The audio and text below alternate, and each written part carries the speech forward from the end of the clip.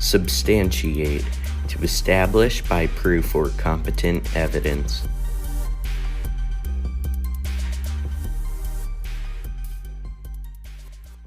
Welcome back to another episode of the Substantiate podcast, where every week I discuss a new hypothetical matchup with a guest. I'm William Glasser, the host, and this week my cousin Ben Josephson joins me to talk about U.S. presidents playing basketball. How are you, William? Thanks for having me on. Yeah, Ben Josephson. I grew up in Massachusetts. I'm a Boston Celtics fan, but I've also spent most of my professional career in and around politics. So this is a topic that is very interesting to me, and I'm excited to be on your show. Congratulations. Thank you for coming on.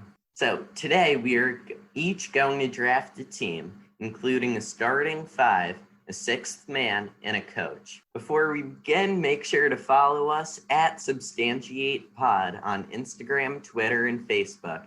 And you can go to our website, substantiatepod.com. We're going to start today by drafting the teams. So I have a Google coin flip up on my screen. Ben, which side do you prefer? I guess since we're doing presidents here, I'm gonna go with heads. All right, and the flip. Oh, it's tails. All right, my pick.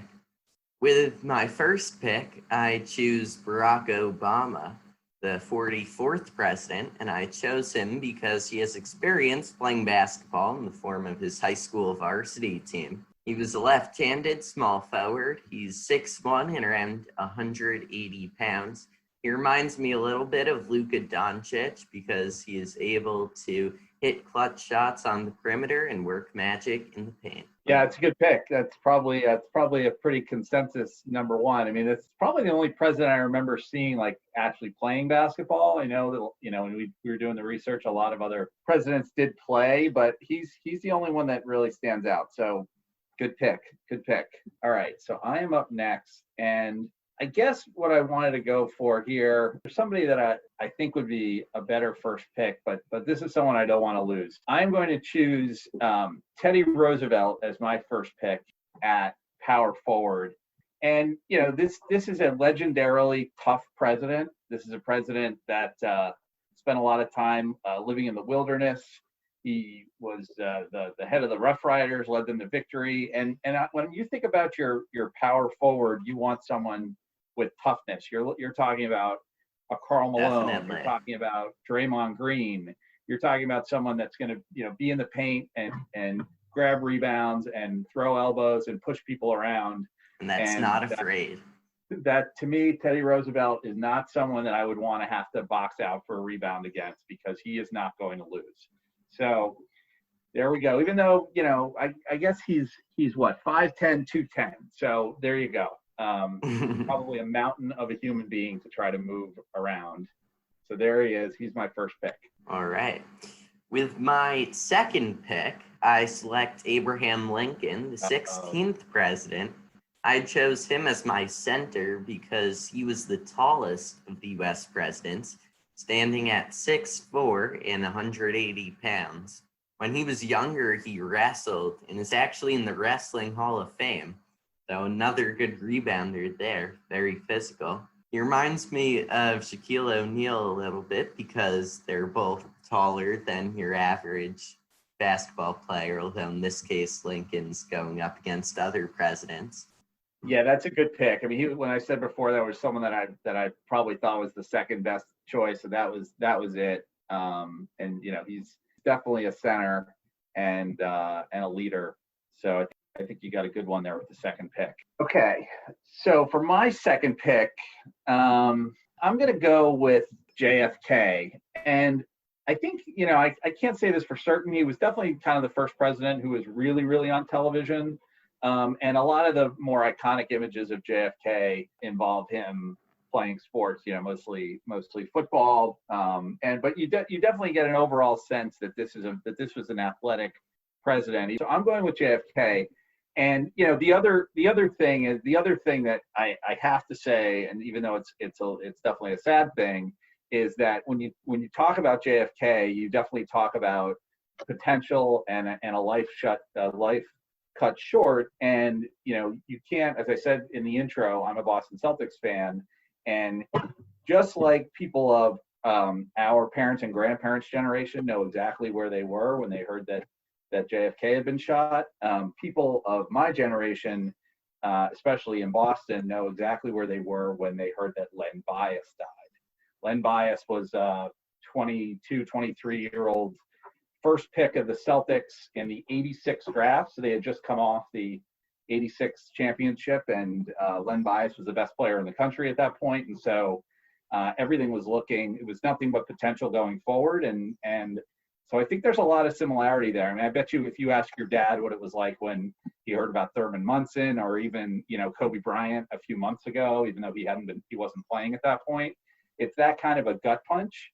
And that's what I think a lot of people still feel about JFK. So, when you talk about sort of comparisons to basketball and our presidents, that's definitely something that I had in mind.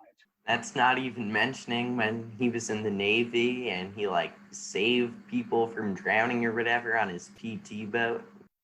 Yeah, no, it's right. I mean, right. So he's an incredible leader. He's got physical attributes. You can imagine him as a scorer out there on the wing. He's definitely an alpha dog when he's in the room, and so that's somebody that you want out on the basketball court. Now, my third pick is going to be Gerald Ford, the 38th president. He played college football at the University of Michigan. He might be one of the strongest U.S. presidents. He stood at 6 feet and weighed 190 pounds.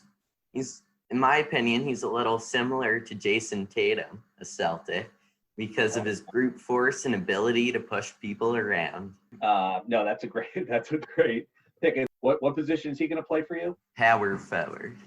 Yeah, you definitely chose the tallest president, and I don't know that this, as your center, I don't know that this is the next tallest president, but at 6'2", 175, he's definitely up there. And that is the father of our country, George Washington. So he will be my third pick in terms of leadership. There's not a lot that hasn't been said about our first president.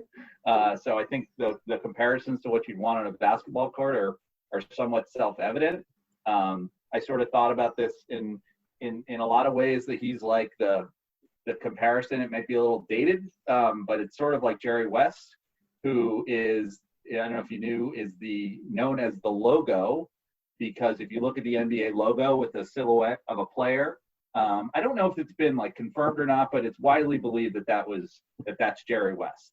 And so when you think about kind of like a symbolism of the NBA as Jerry West, very much a symbolism of the United States, of our country, George Washington. So I like him on my team. I like him playing center. Yep, a very strong leader. He obviously led the Continental Army in the Revolutionary War.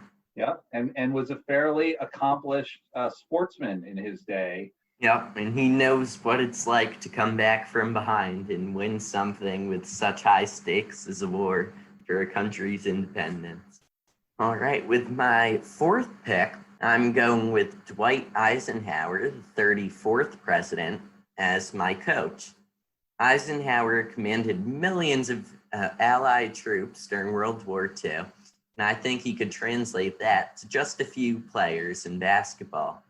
Also, his military background could give him respect from his players and make them work hard. I was going back and forth about whether or not I would choose Ike as my coach, but the next person I had, and I guess I'll make him the fourth pick, right next to that, I'm going to choose Franklin Roosevelt, FDR, as the coach of my team. Obviously famously led the United States out of the Depression and to victory in World War II, elected for 4 terms as president. And so really, in many ways, really revolutionized the United States presidency and was known for his longevity.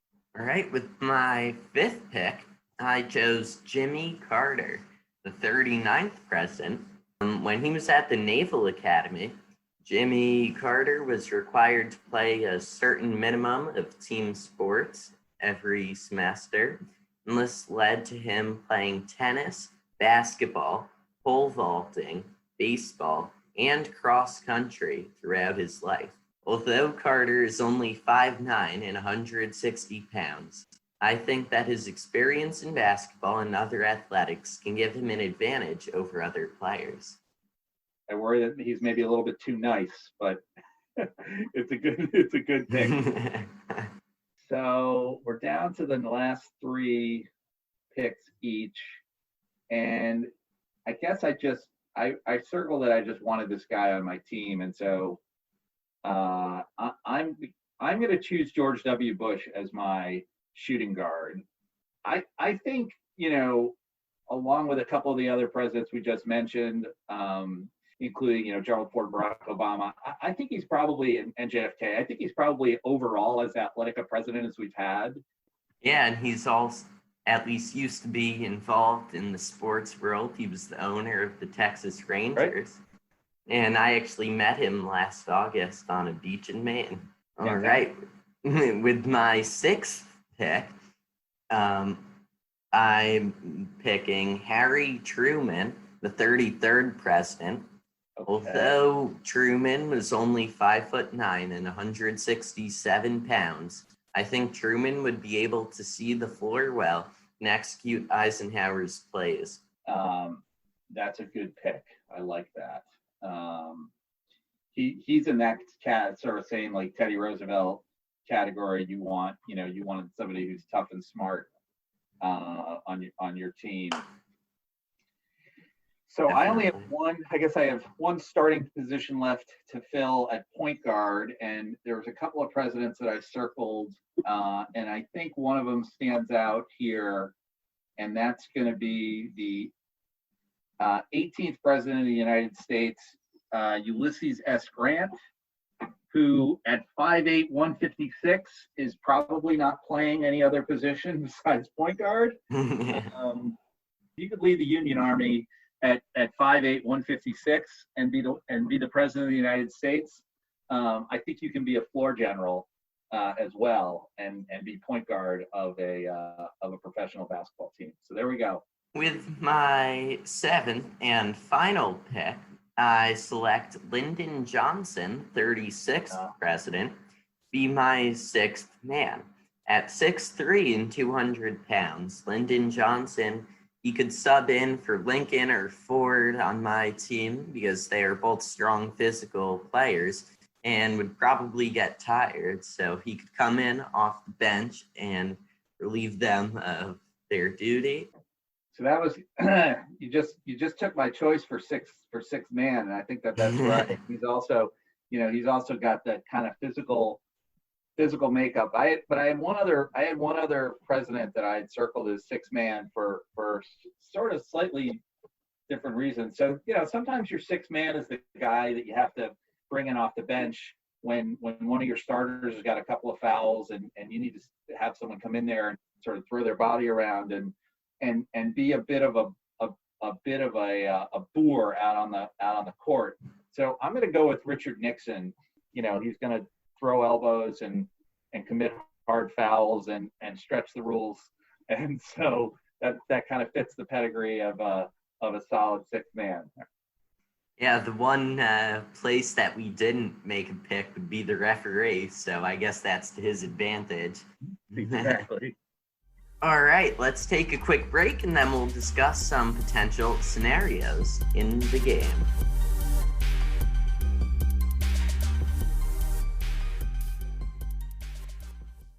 Before we get into the second segment, I wanted to update you on some things that have changed since I recorded this episode in July. So, our website is www.substantiatepod.com. You have to have the www, don't know why, but you have to. Go check that out. You can listen to all of our episodes in a great way. Number 2, you can check out our social media pages for some visuals that just make this podcast, and eventually we're going to talk about some different scenarios and a lot of different presidents. It just makes it easier to understand which presidents are on which teams, because it can get a little confusing. And next, please subscribe or follow, depending on which platform you're listening on. On Spotify, you follow. On Apple Podcasts, you subscribe. But even if you're listening on Overcast or Stitcher, they all have different ways to do that. And many platforms also have the ability to leave a 5-star rating, which definitely do that if you're enjoying this podcast. And also leave a nice review. Also, on our social media pages, I have 2 pictures with 2 different presidents. I'm going to leave them a surprise for right now. They're both currently alive, but I thought that this episode was about presidents, so why not include that?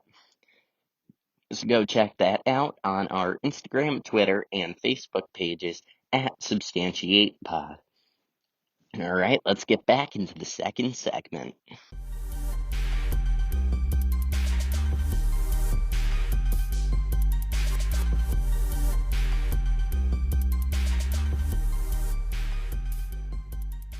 So now we're going to talk about some potential in-game scenarios. Each coach has a game plan of his first 3 offensive and defensive priorities, and that's going to help us discuss how the scenarios would play out. For your coach, FDR, what are your offensive priorities? So I think one of the biggest challenges FDR is going to have as a coach, when I look at this lineup, I've got Ulysses S. Grant as a floor general, and he's the point guard, and but I have George W. Bush at shooting guard and JFK at small forward, and those 2 players are going to want the ball 100% of the time. Those are 2 guys that are not used to sort of playing second fiddle to anybody. And so my biggest challenge as FDR is, how am I going to keep, JFK and George W. Bush happy by each getting the ball enough times. And this is the problem that you have when you have like Russell Westbrook and James Harden and Kevin Durant all on the Oklahoma City Thunder. There's only so much ball that can go around at that point, and you get a lot of malcontents as a result. So I think that's definitely the first kind of offensive priority that I've got to figure out if I'm FDR, is how I keep those 2 guys kind of happy and involved in the game. So my first priority is going to be to pass and to be patient and to really find that open shot, which is becoming more and more common in the NBA as players extend their range with 3-pointers and really deep 3-pointers. So I'm going with a similar philosophy. And once you have the open shot, take it. Or if you have a driving lane, then go straight into the basket and put it up there. So I've got some big and strong players. So what was your second priority on offense? So, I mean, it's a priority, but it's also a little bit of a problem. My center is 6'2", 175, and he's going up against Abraham Lincoln, who has both height and weight. So, it's going to be a challenge to have George Washington score. So I think it's going to be a matter of getting the ball into the paint and playing a little bit of triangle offense with George W. Bush and JFK out on the wings. And so we're going. All right. That's so it's going to be a lot of Grant feeding it into George Washington and then having him look for either JFK or George W. Bush open on the wings, because I don't see George Washington doing a lot of scoring on your center, Abraham Lincoln. Yeah, definitely. So now, what about defense? What are your defensive priorities? So I think the biggest is, and it's sort of it picks up on what I was just saying. I think the biggest thing is George Washington's going to need some help, and that's going to come in the form of Teddy Roosevelt, who is my power forward, probably having to double team Abraham Lincoln. I need to keep Teddy Roosevelt out of foul trouble is the problem. Is that Teddy Roosevelt is going to, if he's going to play his game, he is going to throw you to the ground every time you come in the paint, and I need to keep him out on the floor as much of the game as possible. So, we talked about like a Draymond Green. You have the same issue when you play with that high level of intensity as a Draymond or a Barkley or a lot of other players that are built that way. You got to keep them out of foul trouble. So that's probably the biggest defensive concern that I have at this point. Yep. So my defensive game plan / priorities are kind of the exact opposite of my offense, which is to let them pass it around, but don't let them rebound. Like, they can get the shot off, but make sure that we get the rebound. You've got the height, you've got the power. Let's get the rebounds. So now I have prepared a few in-game scenarios that are all 2-on-2s, and then at the end we'll talk about a 5-on-5. So the first one is George W. Bush and Teddy Roosevelt versus Gerald Ford and Jimmy Carter. George W. Bush and Teddy Roosevelt versus Ford and Carter.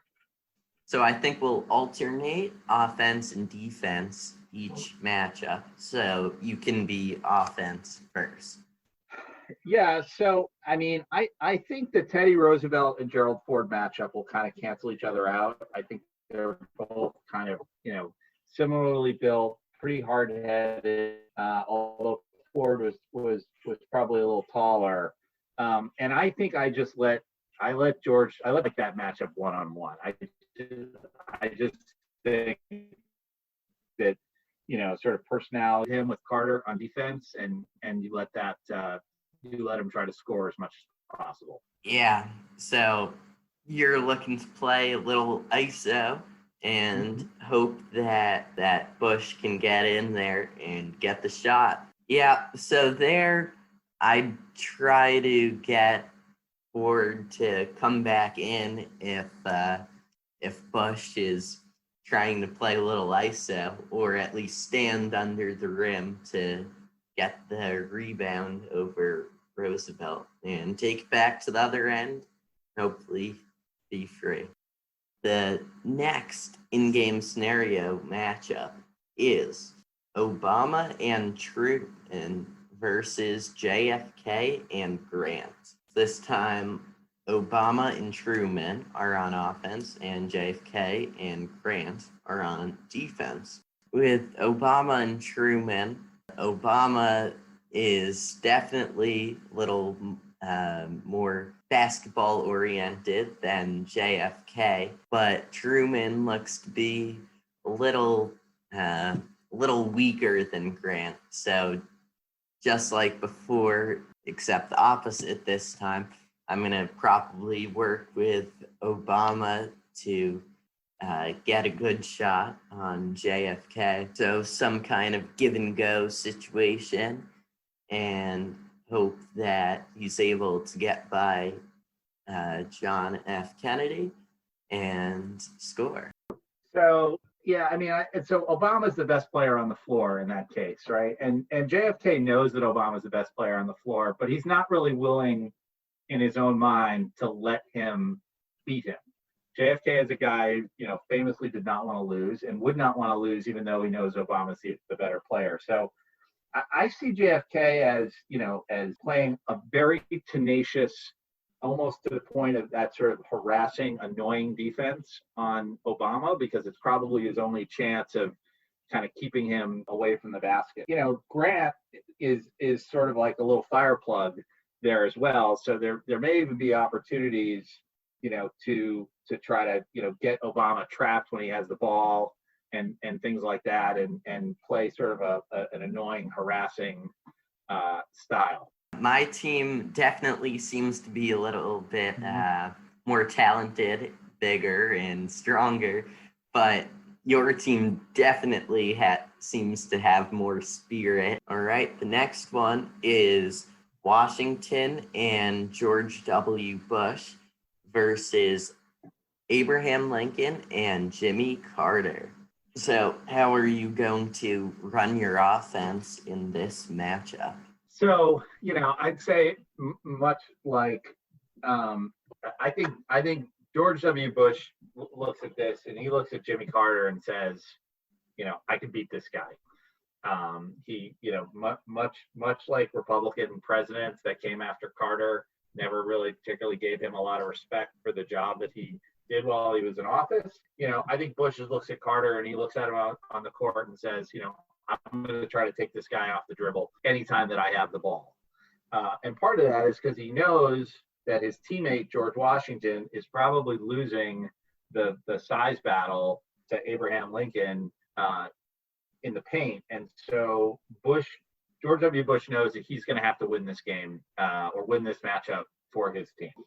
Yeah, on defense again, I mean, Washington shouldn't be a big deal for Lincoln. However, Bush and Carter, similar to before, I'm probably going to want to have Lincoln step up a bit and play less directly on Washington and try to, if Bush drives to the rim, then maybe get a hand in there somewhere and try to block the shot. And Washington, I mean, wherever he would be in that situation, hopefully wouldn't be a threat. And I mean, however, if he is open and Bush passes it to him, he could potentially have a wide open shot somewhere in mid to long range. But then again, Lincoln would still be down there to hopefully get the rebound. All right, so next is going to be Lyndon Johnson and Harry Truman versus Richard Nixon and Ulysses S. Grant. So on offense this time, I've got Lyndon Johnson and Harry Truman.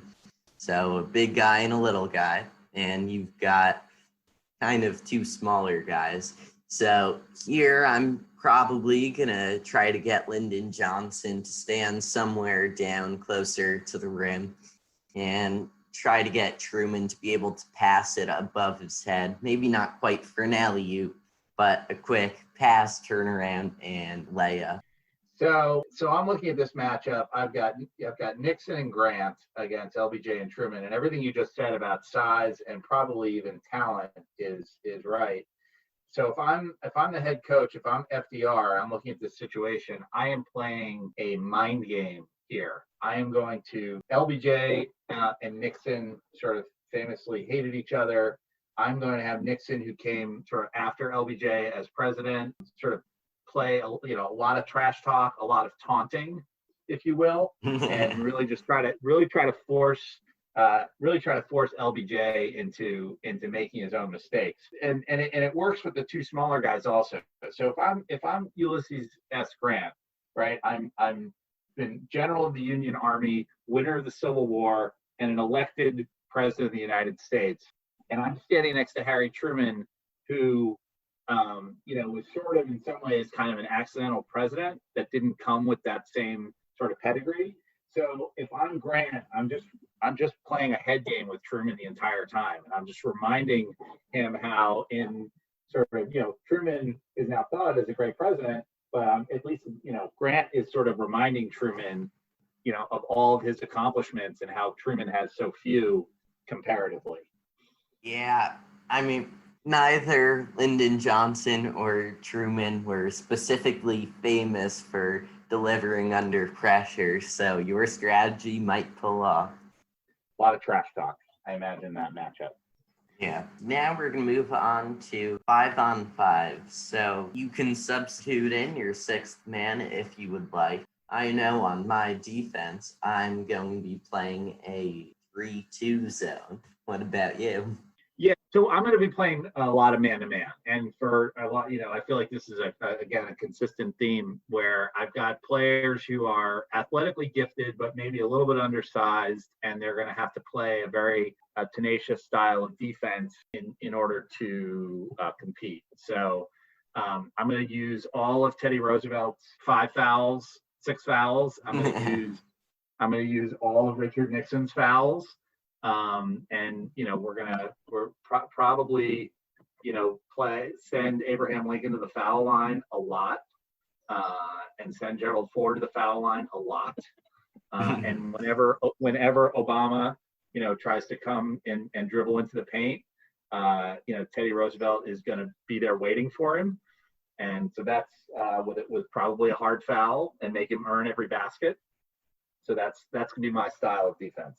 Yeah, I can speak from experience of playing basketball, and when you're trying to run an offense with a man's defense, it's just a lot more annoying to have to work extra hard to get every little pass off. And the only weakness is that once somebody does get open, they're open pretty much until they take a shot or get rid of the ball again. With my team being bigger and potentially slower, that definitely gives you an advantage.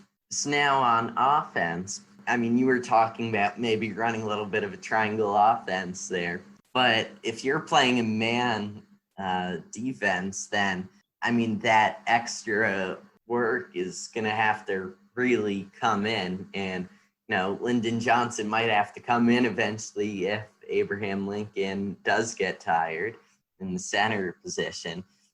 But again, just like before, I was saying to pass it around, work extra hard to get that pass, and then eventually to find the open shot and take it, or the open lane and take that also and bring it up and into the basket, either way. And hopefully I'll be able to find a flaw in your defense and your offense. Yeah, so yeah, I think you're right. I am going to be running, probably getting my guys a little bit tired playing defense, which is why I think that there's going to be a lot of perimeter offense. I think you're going to have Ulysses S. Grant sort of the top of the 3-point key. You're going to have JFK and George W. Bush sort of split out wide on the wings, and there's going to be a lot of ball movement, and maybe even a fair amount of isolation, as opposed to sort of a running up and down the floor strategy. I think with my guys playing man on man defense, there may be some opportunities for quick rebounds and to be able to run the floor, but I don't know that I'm going to want to exhaust their energy that way. So I think you're going to look for this team to kind of spread the floor, get George Washington out of the paint a little bit, where he's not going to win that matchup. Get Abraham Lincoln out of have him draw Abraham Lincoln out of the paint a little bit. Yeah. Well, if I'm playing a 3-2 zone though. Yeah, but try to open up some scoring lanes a little bit for guys like George W. Bush and JFK to kind of slash. Yeah, and so if I have that zone working, then even if you're able to just get George Washington to be able to pass to him and then he has an assist, say he's trying to body Abraham Lincoln, but he sees Bush coming in and he gets that pass out to him as he's driving in, and Bush might be able to have a nice layup that way also. Yeah, I mean, I see Abraham Lincoln certainly as a rim protector, but I don't know that how athletic he's going to be. So if my team's able to stay out on the perimeter and switch the ball a fair amount and swing across court, if you can get Abraham Lincoln sort of on the wrong side of the paint, and you have sort of the opposite wing has the ball, I think you may have an opportunity for some, slightly more open scoring lanes. All right, so let's take another quick break, and then we'll talk about some other presidents that were not chosen on either of our teams today.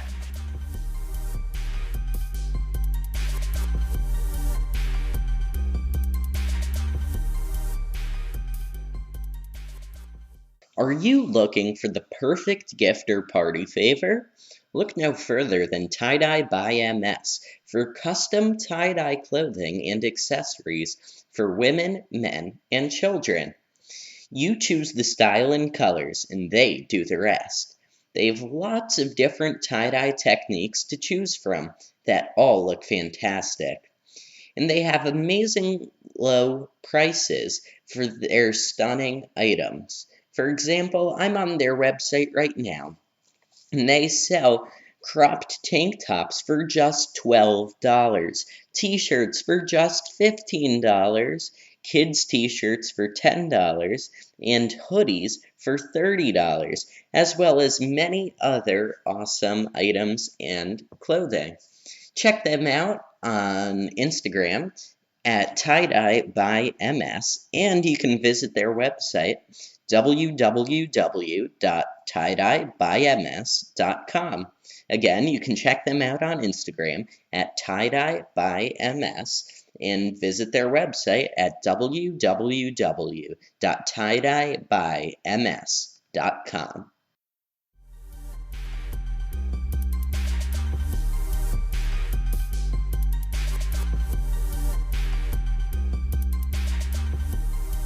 So now, in the third and final segment of today's episode, we're going to talk about some presidents that were not selected on either of our teams. So I created one interesting matchup, but before we get to that, Ben has a few presidents that he thinks would also be fun to talk about. So, yeah, I mean, I think a couple that stand out, and one is, what do you do with a guy like William Howard Taft on a basketball team at 5'11", 340 pounds, quite possibly the largest sort of physical outlier of all of our U.S. presidents. To compare him to like a Charles Barkley is not really even fair to Charles Barkley. But thinking about William Howard Taft, sort of up and down the basketball court is, I think he would, whichever team he was on, I think he would be very frustrating, probably smoking cigars on the sideline or something to upset the coach. He might not have been very good on the basketball court, but he was the Chief Justice of the Supreme Court for a while after his presidency. That's true. And then the other thing, I obviously said before about the father and son piece with George W. Bush, and obviously I had left out the fact that John Quincy Adams. And the interesting thing there is I think you have another sort of chip on his shoulder, pedigree issue. So John Quincy Adams, 5'7", 175. Not even so much undersized compared to his father, who was even smaller, but coming after his father as president, had a lot to live up to, given his father's accomplishments. And I think when you see those things play out on the basketball court, you end up with a player with a chip on his shoulder. You can very often have a very successful outcome. And the last thing, I know we're going to talk about one more in a second. The last thing is, I thought it was interesting. Neither one of us chose Bill Clinton, who, when you think about modern presidents, like, he's a pretty athletic guy, and 6'2", 225 pounds. We saw a lot of him running. We saw a lot of him playing golf when he was president. I saw him playing golf last August. The 5 days before I met George W. Bush, I was playing golf, and we see some police cars, and there he was finishing up the 9th hole. So I got to meet him. So wait, you saw President Clinton playing golf, and then 5 days later you met George Bush on the beach. Golf? On the Bush beach. On the beach. Yeah. That's pretty good. Pretty good. I got to start to hang around with you. Yeah, we were joking that we were going to stop by at Cape Cod and meet Obama next. Yeah, I thought those two sort of stood out as those three, stood out as interesting presidents to talk about. But what other matchups do you think would be interesting? I took two of the shortest presidents and put them up against two of the tallest presidents that we did not select. So I have Martin Van Buren, who was 5'6", playing with Thomas Jefferson, who was 6'2", versus James Madison, 5'4", with George H.W. Bush, 6'2". So, neither of us have sides on this one, but would be interesting to see just how they would utilize the height differences, and because Thomas Jefferson and George H.W. Bush, because they're the same height and they might not have an advantage that way, then, James Madison and Martin Van Buren, they'd have to move around and be able to get open or supply their teammate with somehow a different shot, because it's not like they're going to be setting picks against Thomas Jefferson or George H.W. Bush. So here's, we don't know about Thomas Jefferson's sort of athletic ability in the same way that we know our more modern presidents, but we do know that George H.W. Bush was captain of his baseball team at Yale. And, even though he was sort of president sort of long after his kind of athletic career was over, I think we can probably somewhat fairly say that he's the most athletic player on the court in this matchup. And so even though, he's sort of comparably sized to Thomas Jefferson, I think he and James Madison are going to just play a sort of run and gun strategy where they're going to try to tire out Thomas Jefferson and Martin Van Buren. I like George H.W. Bush, even though he's sort of long and lanky. I sort of like a Dirk Nowitzki. I think he can shoot a three when you need him to, and sort of play all over the court. So I like Madison and H.W. Bush sort of both spraying the floor and also sort of running the floor and playing somewhat interchangeably, more like, modern basketball. Yep. All right. That was it. We just talked about a bunch of U.S. presidents playing some pickup basketball, with the exception of a coach and a sixth man. So is there any last thoughts or anything else that you wanted to talk about before we wrap it up? This was a lot of fun. I really like this idea. Thank you. I'm gonna keep thinking about this. We may have to do another version of this. Yeah, part 2. Can't wait. If you're listening on Apple Podcasts, make sure to give us a 5-star review. And don't forget to come back next week for another new and amazing episode. Again, you can follow us on Instagram, Twitter, and Facebook at substantiatepod. You can also visit our website, substantiatepod.com. And you can send us an email with questions or comments to substantiatepod@gmail.com.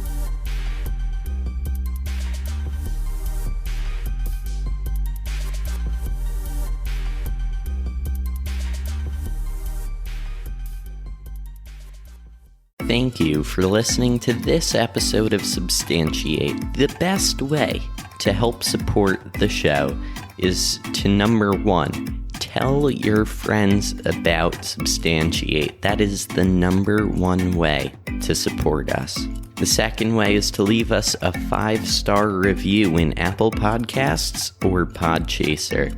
Number 3, follow us at substantiatepod on Twitter, Instagram, and Facebook. Hello, I'm Anthony. And I'm Dr. Issues. And we're hosts of Capes on the Couch, the podcast where comics get counseling. Superheroes don't always get to go home happy. That's where we come in. We offer psychiatric and mental health analysis of comic book characters. So check us out at capesonthecouch.live and across all social media platforms at Capes on the Couch.